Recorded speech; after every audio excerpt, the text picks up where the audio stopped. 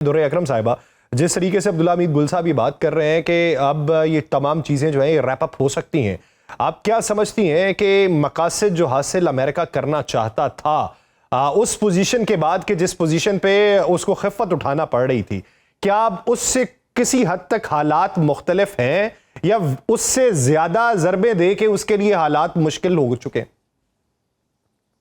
Thank you so much for having me again Yasir. सबसे पहले तो मेरा ये ख्याल है कि पिछले एक हफ्ते से कुछ खबरें ये भी गर्दिश कर रही थी कि जहां पर अमेरिका और इसराइल रेडी हैं for another round of negotiations, वहीं पर वाशिंगटन डीसी से और तेल अवीव से ये खबरें भी आ रही थी कि शायद शॉर्ट टर्म वॉर के लिए अमेरिका फिर दोबारा से आमादा है to put pressure on Iran to tighten its screws, कि आपको डिलिब्रेशन टेबल पर बैठना पड़ेगा और इसके अलावा कोई ऑप्शन नहीं है।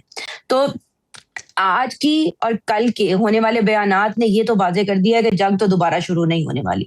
हाँ, ये जो प्रोजेक्ट फ्रीडम था, देखिए अब बात ये है कि वहां पे तकरीबन 200 के करीब शख्स फंसे हुए हैं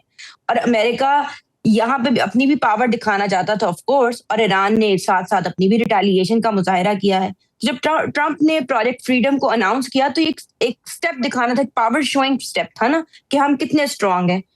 वॉशिंगटन डीसी में प्रेसिडेंट ट्रंप को ये तो खुली इंडिकेशन और मैसेज मिल चुका है कि अब नाए हुर्मुज के बंद होने से हम पे इतना खास असर नहीं हो रहा। यूरोपियन यूनियन पे असर होता है तो यूरोपियन यूनियन से वैसे ही प्रेसिडेंट ट्रंप थोड़े से नाला है because of not getting support on the Iran issue.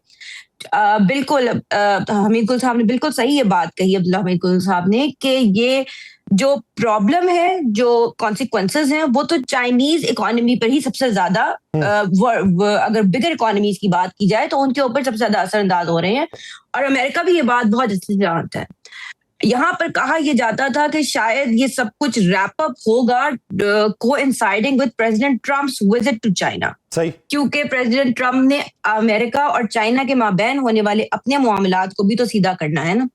और उसके लिए वो स्ट्रॉन्ग हैंड के साथ जाएंगे। तो क्योंकि he is a personality driven, he indulges in personality driven politics, तो वो भी ये बात बहुत अच्छे से जानते हैं कि वो स्ट्रॉन्गर हैंड के साथ जाएंगे तो अपने मामलात पर अच्छे तरीके से बात करेंगे। टैरिफ की बात हो, सेमीकंडक्टर्स की बात हो, टेक एरिया की बात हो, फाइनेंसिंग की बात हो, ये तो एक